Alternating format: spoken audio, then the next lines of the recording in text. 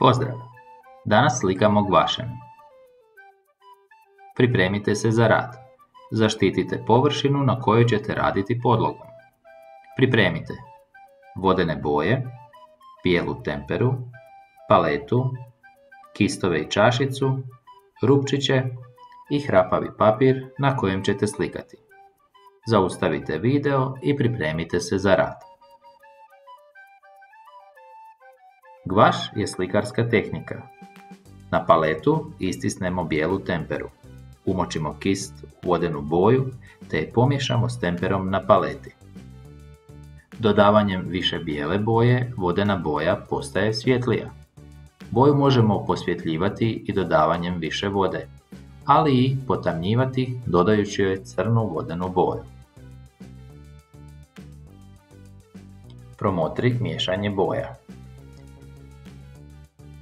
Svjetlinu boje nazivamo tonom boje.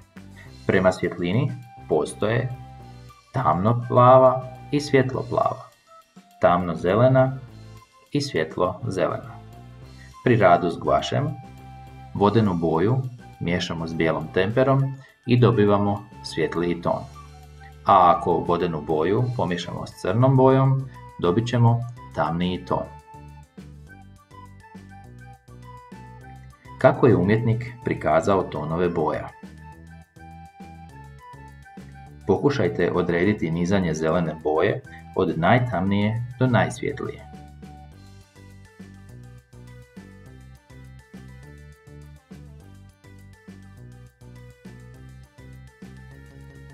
Promotri.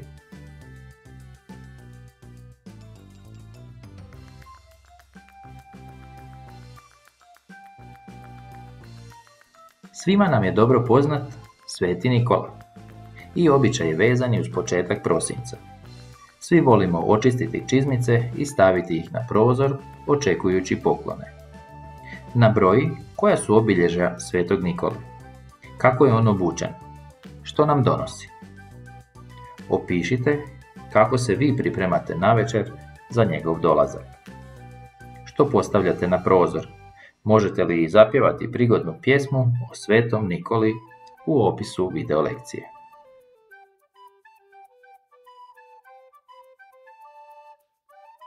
Danas slikamo gvašem. Zadatak je tonovima boja oslikati čizmice koje postavljamo na prozor kako bi dočekale Svetog Nikolu.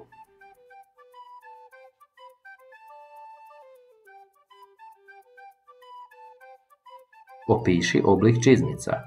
Uoči najsvjetliji dio i najtamniji dio. Pokaži s koje strane dolazi svjetlost.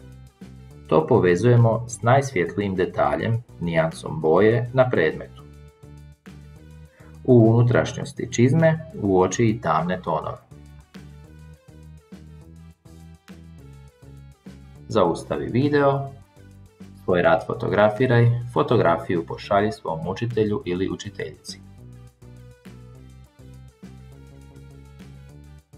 Koji je bio današnji zadatak? Današnji zadatak bio je tonovima boja oslikati čizmice koje postavljamo na prozor kako bi dočekale Svetog Nikolu. Kojom tehnikom smo slikali? Slikali smo tehnikom gvaš. Kako nazivamo zelenu boju kojoj smo dodali malo crne? Tu boju nazivamo tamno zelena. Jeste li zadovoljni svojim radom?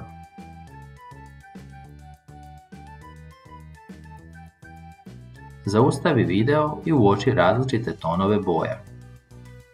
Svjetlinu boje nazivamo tonom boje. Pronađi najtamnije i najsvjetlije tonove.